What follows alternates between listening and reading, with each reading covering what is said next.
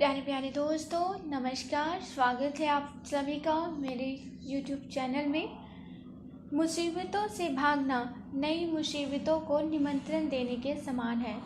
मुसीबतों से भागना नए मुसीबतों को निमंत्रण देने के समान है।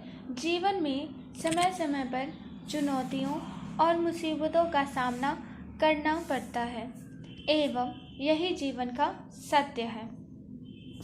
और आज के हमारे टॉपिक का नाम है शक्ति के सदुपयोग द्वारा सफलता के प्रति आश्वस्त बने। प्रयत्न करने के उपरांत हमको जब अपेक्षित सफलता प्राप्त नहीं हो पाती है, तब हम अपने भाग्य को अथवा अपने सहयोगियों को कोसने लगते हैं। हम भूल जाते हैं कि जीवन में सफल होने के लिए शक्ति, सामर्थ्य अथवा क्षमता अपेक्षित होती है, परंतु इनके अतिरिक्त एक ऐसी वस्तु है जिसके अभाव में हमारी शक्तियाँ, क्षमताएं आदि अपेक्षित परिणाम नहीं देती है। वह वस्तु है हमारी सक्षम कार्य शक्ति, यानी शक्ति के अधिकतम उपयोग की क्षमता का अभाव अथवा हमारी कार्य पद्धति का कोई दोष। देव दुर्लभ मनुष्य योनि में शारीरिक, मानसिक तथा आध्यात्मिक शक्तियों का अद्भुत एवं अक्षय भंडार समाहित रहता है, क्योंकि वह ब्रह्मा का अंश कहा जाता है तथा उसके विकास की कोई सीमा निर्धारित नहीं की जा सकती है।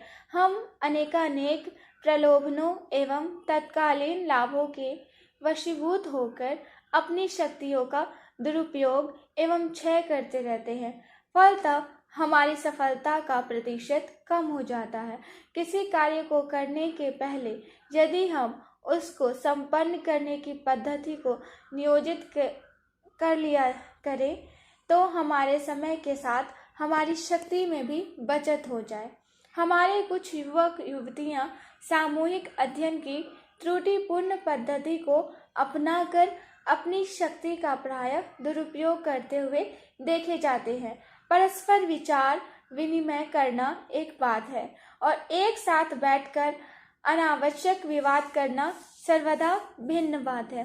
प्रत्येक व्यक्ति की समझदारी का एक निजी स्तर होता है। व्यक्ति को उसी के अनुरूप अध्ययन, मनन, परामर्श आदि करके विषय को हृदय गमन करना चाहिए।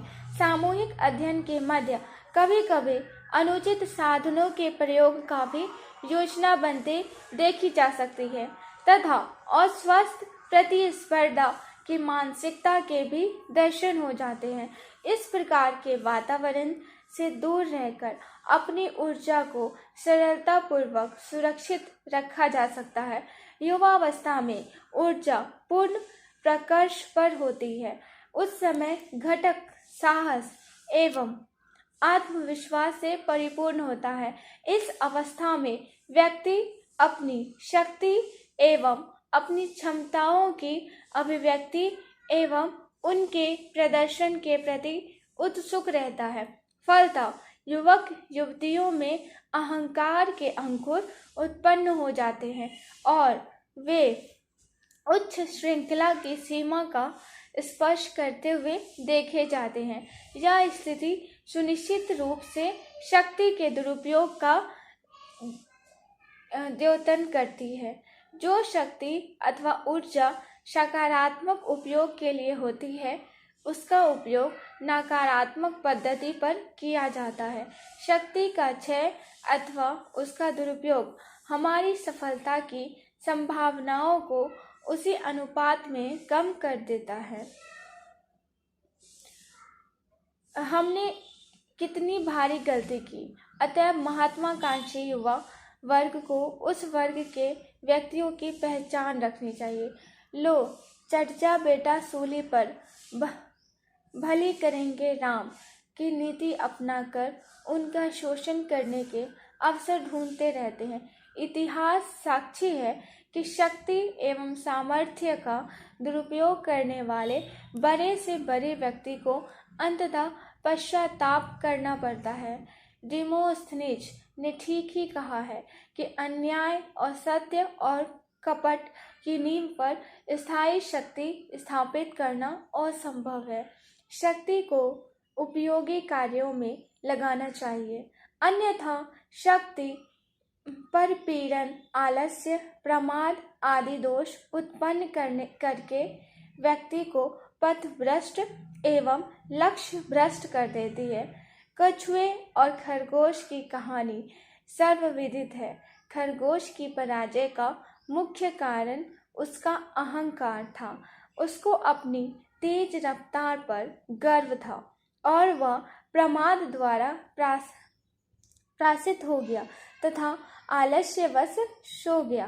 पाठक यह भी स्मरण कर ले कि मानसिक विकारों के फलस्वरूप अनेक शारीरिक व्याधियां भी उत्पन्न हो जाती है। राष्ट्रीय स्वयंसेवक संघ के सरसंचालक गुरु गोलवलकारी जी ने एक बार यह महत्वपूर्ण कथन दिया था कि शक्ति के स्वरूप के अंतर्गत सद्गुण, शील, पवित्रता, परोपकार की प्रेरणा तथा मानव मात्र के प्रति प्रेम की भावना आदि आती है।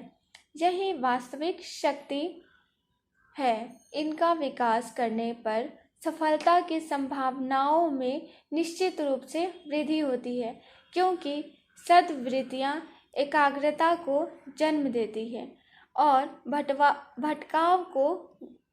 भटकाव से दूर रखती है। आवश्यकता तथा सामर्थ्य से अधिक श्रम करने से थकान आ जाती है और उसके उपरांत व्यक्ति कार्य करने के योग्य नहीं रहता। उदाहरणार्थ, यदि कोई एक सप्ताह तक रात भर जाग कर काम करता रहे तो वह अस्वस्थ हो जाएगा तथा काफी दिनों तक कोई काम नहीं कर सकेगा। अतः अत्यधिक जागकर काम करना शक्ति का दुरुपयोग माना जाता है। हमारे युवा वर्ग को इस उदाहरण से शिक्षा लेनी चाहिए।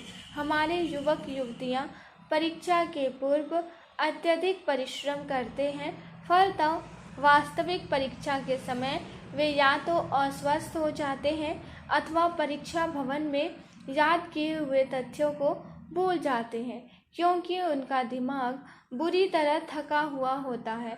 अतएव हमको यह नहीं भूलना चाहिए कि हम कार्य इस ढंग से करें कि हमें थकान न आए। आपने देखा होगा कि मशीनों को भी आराम दिया जाता है, अन्यथा वे गर्म हो जाते हैं और काम करना बंद कर देते हैं। विद्यालयों में सर्वेक्षण करने पर यह देखने में आया है कि अनेक छात्र छात्रा अत्यधिक जोर देकर लिखते हैं तथा कलम पर पूरे हाथ का दबाव डालते हैं, फलतः उनकी अंगुलियों में दर्द होने लगता है। अधिकतम परिणाम प्राप्त करने के लिए संयम पूर्वक शक्ति का उपयोग पहली शर्त है। उत्तेजना और भावावेश के कारण व्यक्ति समाज में अप्रिय तो बन ही जाता है, वह अपनी शारीरिक क्षमता का भी ह्रास करता है।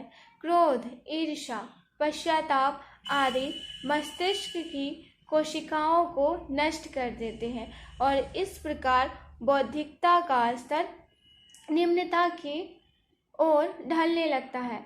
ऐसा व्यक्ति उत्साहहीन एवं हिम्मतहीन हो जाता है। वह न बाधाओं को झेल पाता है, न अपनी क्षमताओं के प्रति जागरूक रहता है।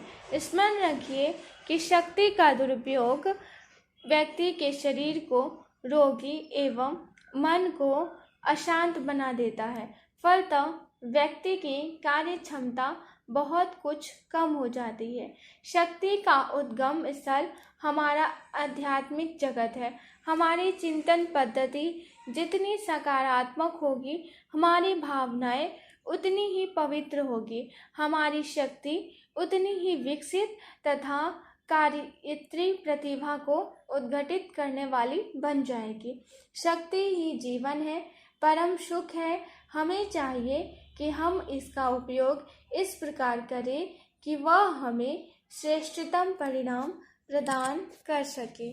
तो आज के लिए बस इतना ही। आशा करती हूँ कि आप लोगों को ये टॉपिक बहुत पसंद आया होगा और आपको इससे बहुत कुछ सीखने को मिला होगा। तब तक के लिए नमस्कार।